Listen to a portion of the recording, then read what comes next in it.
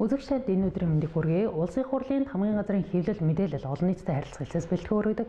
Улсын хурлын гишүүнтэй ярилцах цаг нэвтрүүлгийн шинэ дугаар эхэлж байна. Студид улсын хурлын гишүүн Зандан Шүтэр хүрэлцэн ирээд байна. Танд энэ өдрийн мэндийг хүргэе. Та бүхэнд энэ өдрийн мэнд хүргэе.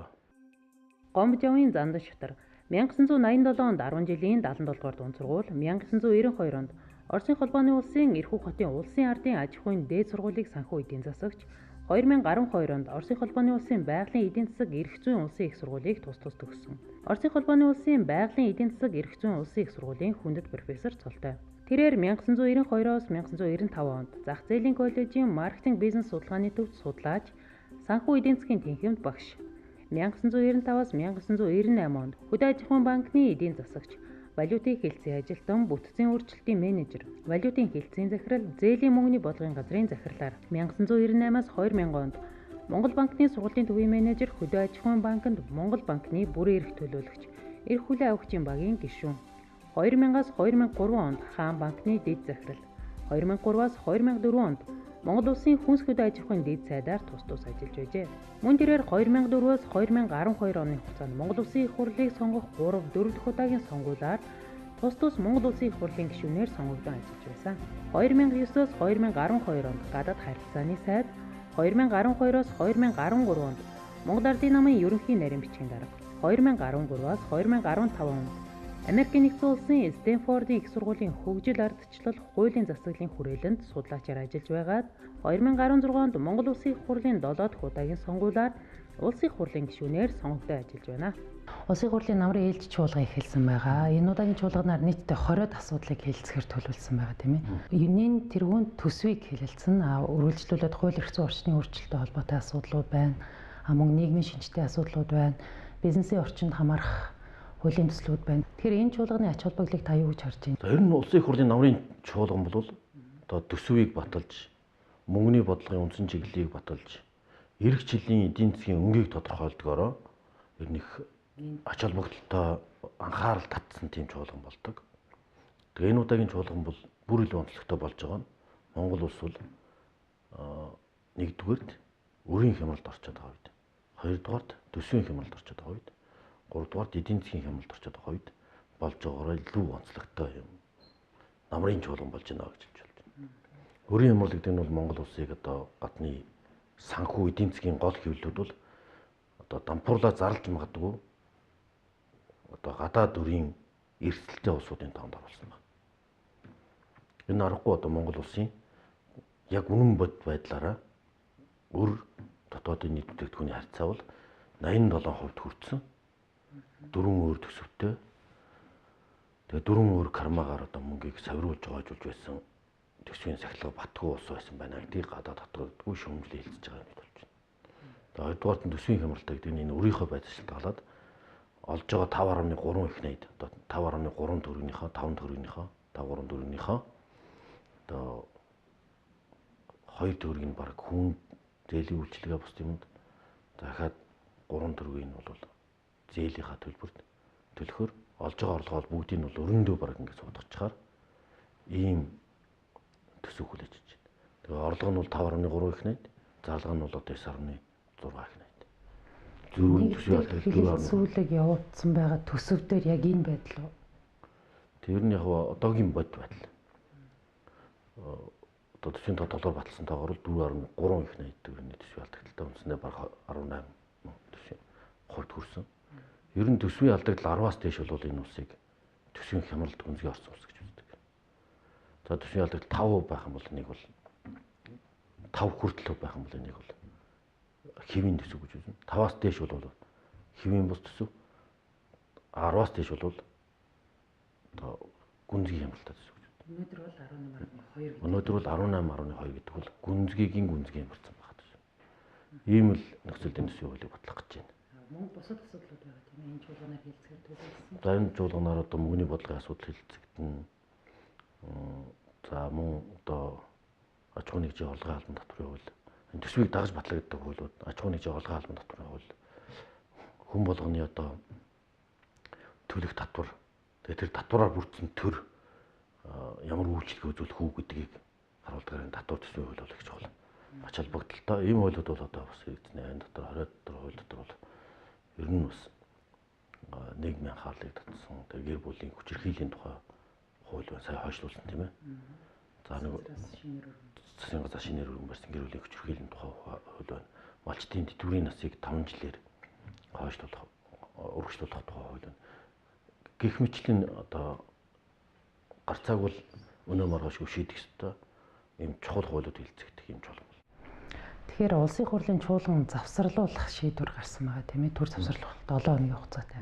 Энэ хугацаанд улсын хурлын гишүүдийг 2017 оны улсын төсвийг иргэд олон нийтэд танилцуулаад санал хүсэлтийг аваа гэдэг үүргийг зөвсөн байгаа. Тэгэхээр энэтэй холбоотойгоор та одоо ямар байр суурьтай байна? Одоо энэ хугацаанд та бас ямар ажил амжуулахаар төлөвлөд байна?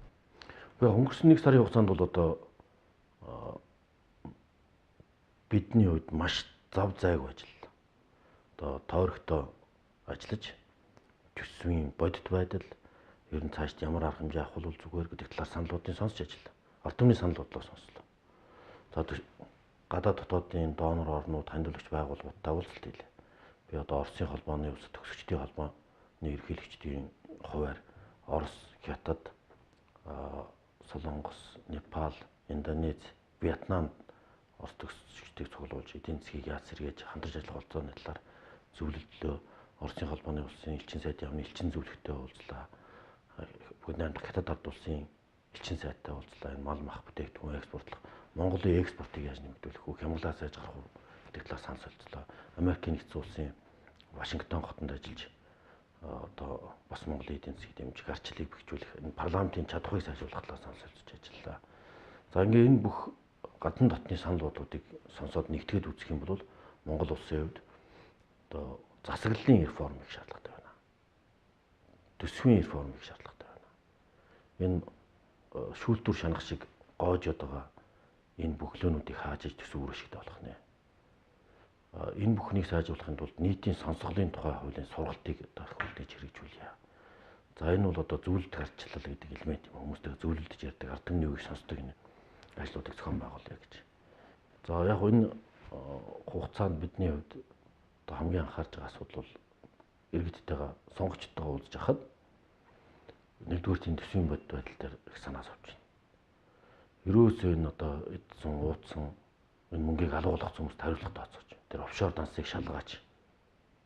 Тэр хуулийг батлаач асуудал гаргасан. За одоо ингээд офшор данстай улс төрчид төрийн албаагчид офшор данстай байж болохгүй гэсэн хууль одоо засгийн газар өргөн барьж батлуулах гэж байна. Энэ намрын чуулганы харилцаг өргөн мэдүүлсэн. Энэ одоо бас нэг чухал байл. Ер нь цаашдаа энэ гадагшаадагч мөнгө урсдаг мөнгөний урсгалын хяналтыг сайжруулах шаардлагатай хуулиудыг сануулж байна. За ингээд энэ зах замбрааг гадагшаа идэж байгаа ашиглаад энэ төрийн хэмжээг хяналтгүй байлгаж байгаа. Төсвийг хяналтгүй зарцуулж байгаа мийг л цэгцлэх нэгдэх зорилт. Энэ бол ард иргэдийн нэгдэх хүсэл. Хоёр дахь асуудал нь бол одоо иргэдийн яг амьдрал хоолой тулгатаад байгаа асуудал. Босролын зээлийн сангийн асуудал. За энийг бол босролын зээлийн сан засгийн газар байгуулсан 101.5 тэрбум төгрөг баталсан. Энэ төрөнд иргэд одоо хүүхдээ зээлээр сургаад 10 жилийн хугацаатай эргүүлээ төлөх юм болцоо нэг. Хоёрдугаарт нь хүмүүс хүүхдийн мөнгийг ялгуулан гадуурхаж олж ийн гэсэн юм худал яриад байгаа. Хүүхдийн мөнгө бол ерөөсөө л оноогонд үгээл одоо бүх хүмүүст. Өгөн дунд нь бол одоо нааш цааш буруу ойлгож байгаа юм гарахыг үүсэхгүй. Ард эцсийн мөндөг хүн болгонд л хүүхдэд ялгархгүйгээр хүүхдийн мөнгө өгнө. Энэ бол энэ төсөв цуцсан. Зарим нь бэлэн мөнгөөр өгнө, зарим нь бэлэн бусаар шилжүүлнэ гэсэн юм явж байгаа. Ер нь 65% нь бэлнээр шууд авдсан билээ. Тэр хүмүүс бүгд авна. Ер нь бас дансандаа хадгалдаг хүмүүс байж гэн, хүүхдэд хадгаламж болоод хийждэг улсууд байж гэн. Ингээд энд тэгээ уйлдуулаа шийдвэрлэнэ гэсэн үг. Одоо бас энэ малын галдаа түүхэд бүтээгдэхүүн хямдхан байна. Харин эрдэнэ сүрэг, мал сүргийн одоо хоньны нэхий одоо шилжүүлээ. Орон нутагт явж байхад бол энэ асуудлыг маш их чухал. Маш чухал. 100 төгрөг одоо хонь одоо бохны үн хүрэхээ боллоо. Ширхэг бохны тэгвэл Америкийн нэгдсэн улсын Costco гэдлгүүрд Австралийн хоньны нэхий элдээ цайхан $100 зарж байна. $100 гэдэг бол өнөөдрийн хажаар 220 мянган төгрөг. Энэ 100 төгрөг байна. Тэнд 220 мянган төгрөг зарж байна. Энэ бүхнийг хэрэгжүүлэхийн тулд одоо гадаад дотоод айлчлалын тасаг төрийн бодлогын ажил дөржүүлэх бодлогоодыг яриад байгаа гэсэн. Одоо дараа нь дээр нь бол одоо иргэдийн анхаарал татж асууж байгаа асуудал 36 сарын тэтгэмж болох ойлцсон юм байна.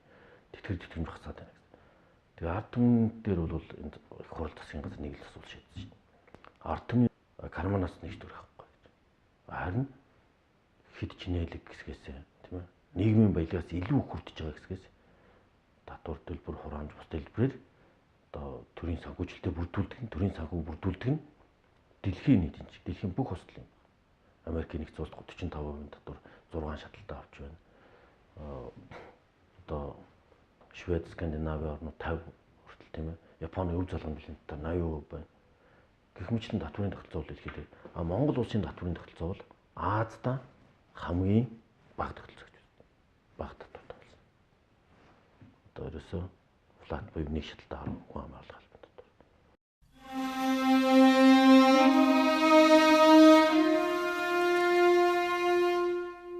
Тэнгэрийн дор төрснийх хураан, нараан дээжилцгээе. Төрийн дор төрснийх хуйлаан, Монгол ёсон дээдэлцгээе.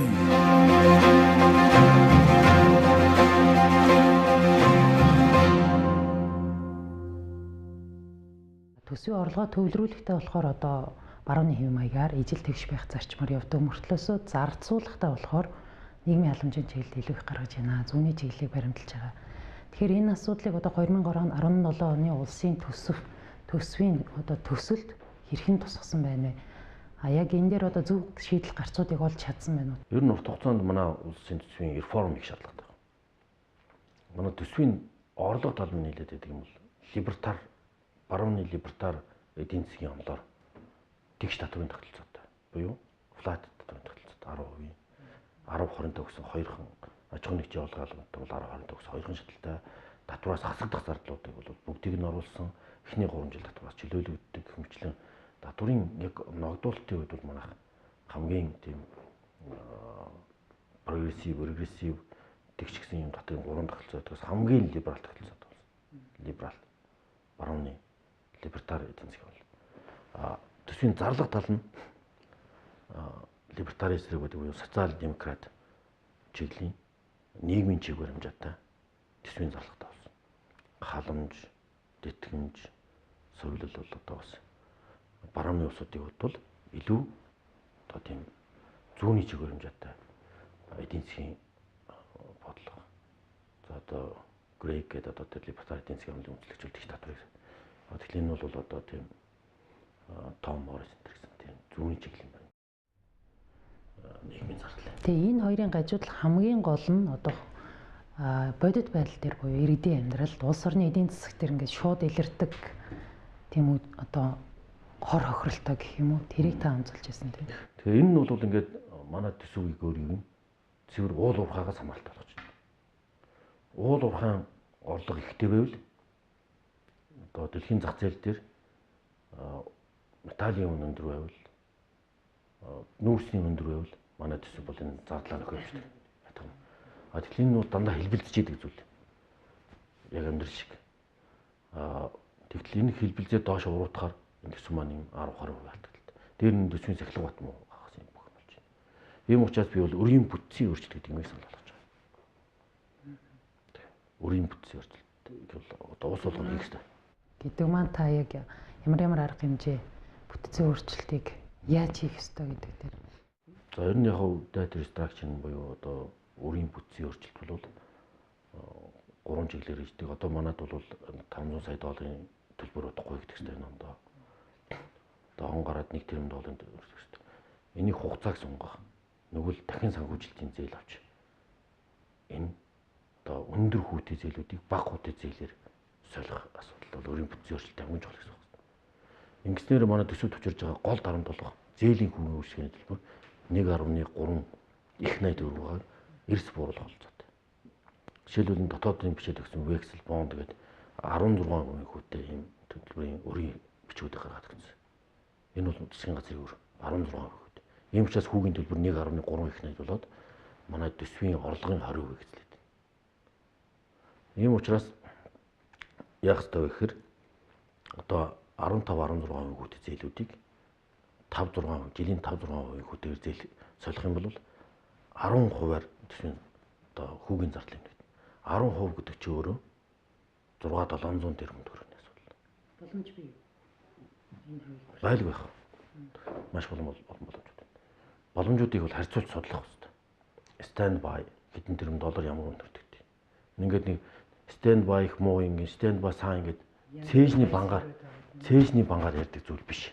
Энэ бол зөвхөн математик тооцоолоо, төсвийн тооцоолоо, хүүтэн тооцоогоор нэгдээ нэг хоёрыг хасаад яг тоо хэд байгаа гэж гаргаж байна. Эсвэл хөрш орнуудаас бус орнуудаас зээл авах бол хөнгөлтөө зээл байна. Энэ манай хүүгийн дарамтыг хэдүүгээр бууруулж байгаа. Энэ эдийн засгийн хөгжлийн эконометриксийн хувьд одоо регрессээр ямар нөлөө үзүүлэх. Эдийн засаг яг юм гинжин уруулаар ингэж харилцаа хамааралтай байдаг байхгүй юу? Одоо жишээлбэл хүүхдийн мөнгө олохоор сумын дэлгүүр орлоготой болно. Сумын дэлгүүр орлоготой болохоор наран туул зах орлоготой болно. Наран туул зах орлоготой болохоор байрны зээл өтөлөгдөнө. Одоо хүмүүс ажлын байрны мэднэ. Ингээ бие биендээ тэгээ том төслүүд ингээд бүгд хоорондоо хилдэ явчихдаг. Тэгээ нэг том төсөл хөдлөлт манай эдийн засгийн гинжин уруулаар сайжруулцаад 5 толгой хөдлөхөд, оюун толгой хөдлөхөд. Оюун толгой 5 толгой эрдэнтийг дагаад олон кластер дагсан үйлдвэрүүд. Зөвхөн эрдэнтийн шуудаг Монголд ойдог болох тал одоо олон дэвшилт дэмжих тодорхой дэмжиж байгаа шүү дээ. Энэ бүхний ингээд тооцоо үзэхээр жишээлбэл аж ахуйн хүн амын орлогын албан татварыг 10% 5% болоход хүмүүсийн хэмнэгдсэн 5% худалдаа авалтанд л зарцуулах байна. Одоо энэ хүмүүс бол хадгаламжинд зарцуулах мас биш. Тэр 5% чинь эдийн засгийн 5%-аар л борлуулалтыг тэлнэ гэсэн үг шүү дээ, тийм ээ. Энэ бүхний ингэж тооцоолох шаардлага. Тооцоолж иж энэ өрийн бүтцийн өөрчлөлтүүдийг. Энэ утгаар нь харж үзэх юм бол 1.3 их найдын зээлийн хүүгийн төлбөр улсын төсвөд байгаа гол зардлыг бид нэр 6-700 тэрбумаар бууруулах болцоодыг эрэлхийлж дахин санхүүжилтийн зээл авах шаардлагатай. Энэ бол өрийн таазаа нэмэгдүүлээд ахаал зээлтэй бол балгах гэж байна гэж бодсоо. Эдийн засгийн ухаанд бол өрийг өөрөөр дахин санхүүжүүлж өр шигийн сайжруулж болно. Нэгвэл бүр гацаатаа урт хугацааны өрийг том зээл аваад том төслүүдэд хөдөлгөөд эдийн засгийн өр шигтэй өгөөж сайтай. Зүгээр зам барыг хойчих биш тийм үү? Одоо тэр 5-7 үйлдвэрийг сэргэх байт юм уу? Энэ ар ширний үйлдвэр 100 төгрөгөөр хаяадаг тэр нэхнүүдийг биш үү? Тэр нэхнүүдийг босруулах үйлдвэр болгоод $100 экспортод гаргая. Энийг яаж нэмэгдүүлэх? Энэ говь комбинат одоо жишээлбэл нийт экспорт нь 85 тэрбум төгрөг байна. Энийг 170 тэрбум төгрөг болох хурцлж байна. Манай ноолор үйлдвэрийн хүчин чадлыг. Одоо тэр Gucci одоо юу гэдэг тэр брэнд Louis Vuitton болохоор энэ хүнтэй болчиход байна. Тийм брэнд болох гэдэг мөнгө зар. Тэднүүсийг хавцаалт хамт бүтээгдэхүүн. Ингээд энэ экспортоо нэмж. Гэхмэчлэн мөнгө олж болох тийм зүйл дахин зарцуулаад нөгөө өрөө харин энэ өөрчлөлтөд төслүүдээр сэлгэж санхүүжилтийг төсвийн дарамтыг өрийн дарамтаас гаргана. Ийм хоёр үндсэн чиглэлээр өрөөс гарахгүй бүгдийг нь ингээд түгжээ хийсэн мөнгө гэж бид нэр одоо хаанаас гаргаж ирлэх үү гэдэг асуулт. Татвар нэмжлүүлж болохгүй ард түмний амьдрал ядгаа. Бусад чадaltaй улс оронд бол одоо татвараа нэмээд юм уу тийм ээ харж байна. Гурав дахь баг боловч их үүсвэр их сурвалжууд нь бол одоо төрийн өмчийн ашиггүй нэг 82 юу ер нь төрийн өмчийн 82 нэгж байгаа яаж байгаа нэгж байгаа. Тийм тэрнээс 27 л ашигтай ажиллаж байгаа. Бус нь өрөөшгүй болж байгаа. Энэ өрөөшгүй ажиллаж байгаа бүх ажил нэгжүүдийг хөрвүүлэх хэрэгтэй. Хувь хүний гар дорхоор өмчөндөө ордож ашиглаж байна. Яг л төрд төсөв тулгааны үйлс учраас одоо төрийн өмчийн байгууллагууд бүгд одоо алдагдaltaй ажиллаад санаатаа самсрагддаг. Ингээ энийг бол ингэж менежментийн сайжруулах гэж нэг талтай хэрэгтэй. Яг төрдөө байх стратеги ашиглалттай аж ахуйн нэгжүүдээ бол одоо төр менежментийн сайжруул. Олон нийтийн хараа хяналттай болох. Олон нийтийн зөвлөл, хувьцаа ашиг сонирхлыг оруулах. Тийм ч учраас би Эрдэнэт дээр 30% нь одоо олон нийтийн ашиг сонирхлыг оруулаа. Тэд хяналтдаг нь болгоё гэж хэлж байгаа. Төрийн өмчийн тэр бус аж ахуйн нэгжүүдийг бол одоо хувьчлаа. Эндээс бол бид бас төсвийн алдагдлын одоо нүүршгүй байдлын үр төлбөрийг нэлээд буулгах болцоонуудыг биелүүлнэ. Ингээ ийм зохицоор энэ төсөв эдийн засгийн реформын ажлыг хийж иж хийхдээ энэ төр нарт түмд бизнестэй үн сэтгэлээс үйлчлдэг болох хэрэгтэй. Ингэж иж реформ хийгдэнэ. Яг 17 он бол хамгийн яг энэ төсөв санхүүгийн эдийн засгийн хувьд бол хамгийн хүнд дарамттай жил.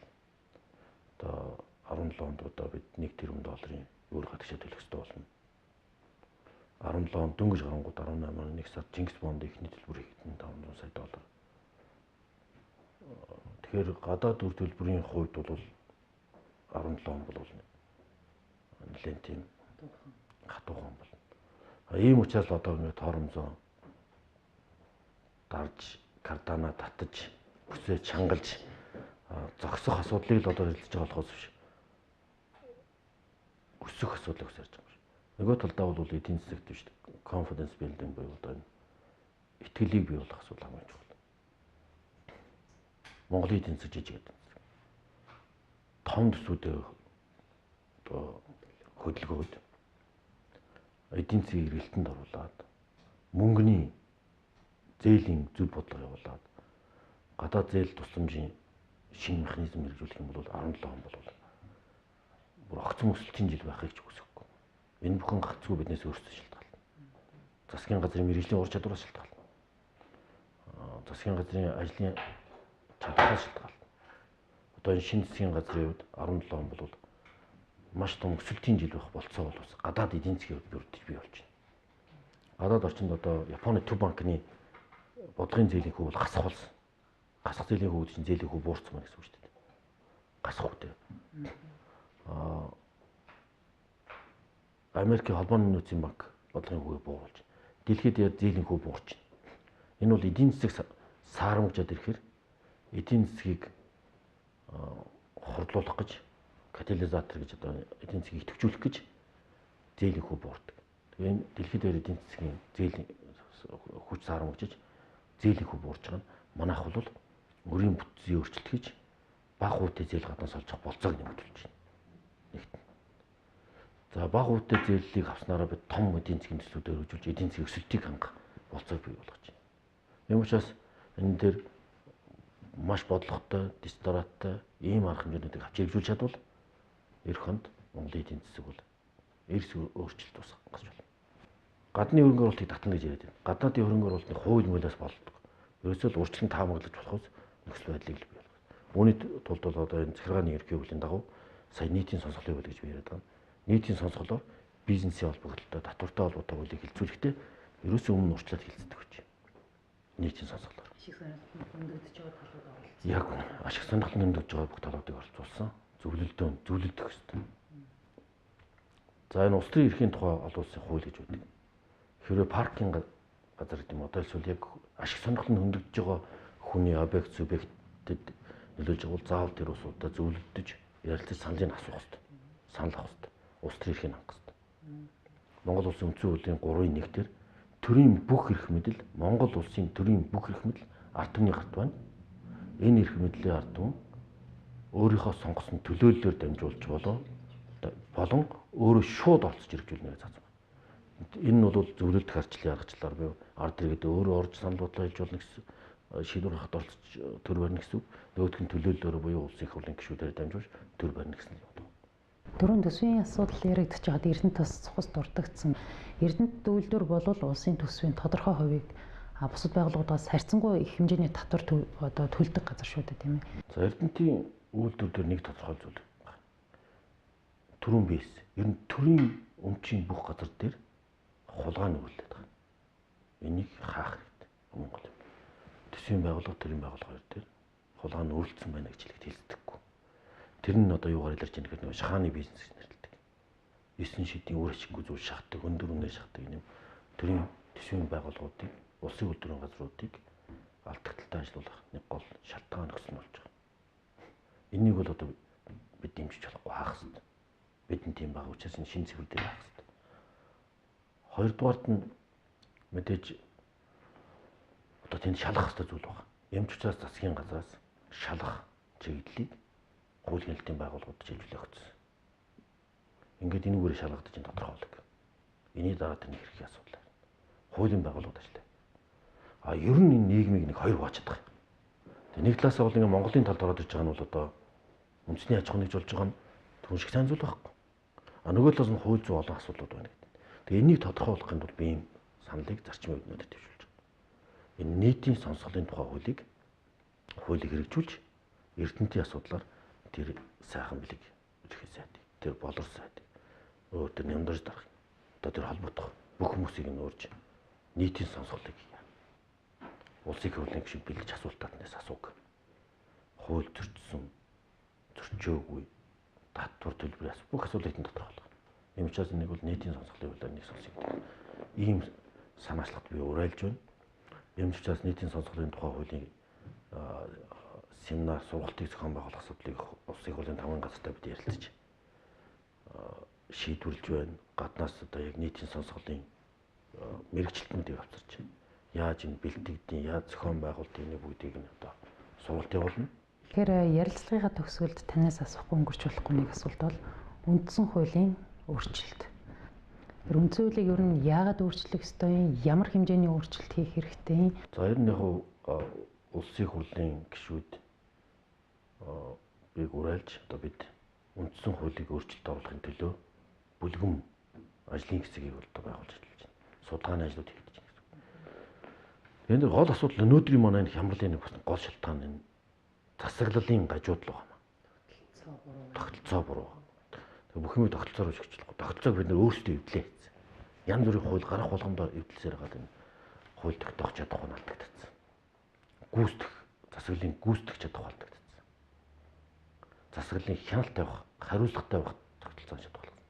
Тэгээ хариуцлагагүй болгоо хийц учраас одоо өнөөдөр хариуцлага тооцдог, төрийг өмчийг нь хамгаалдаг юм эзэнгүүд ээ. Тэгээ би бол одоо Азийн хамгийн сонгодог үндсэн хуулийн тогтолцоог бол 5 эрх мэдэлт үндсэн хуулийн тогтолцоо гэж томьёолж байгаа. Тэгэхээр энийг бол би миний бодлоор энэ 5 эрх мэдлийн 4 дахь эрх мэдэл нь бол энэ хяналтын засаглал буюу хариуцлагын засаглал. Хариуцлагын буюу хяналтын засаглал бол хараат бус их хурлаас засгийн газраас ерөнхийлөгчөөс хараат бус биеэ даасан ийм хяналтын засаглал байна. Хуучнаар бол ардын хэн шалах хороо гэж нэрлэдэг. 4-5 дахь засаглал нь төрийн албаны засаглал гэж байна. Одоо энэ төшөмлийн засаглалчны зөвлөлтийг Миньон гэж одоо Хятад, Тайван, одоо Япон, Солонгос бол төрийн албал тогтвортой.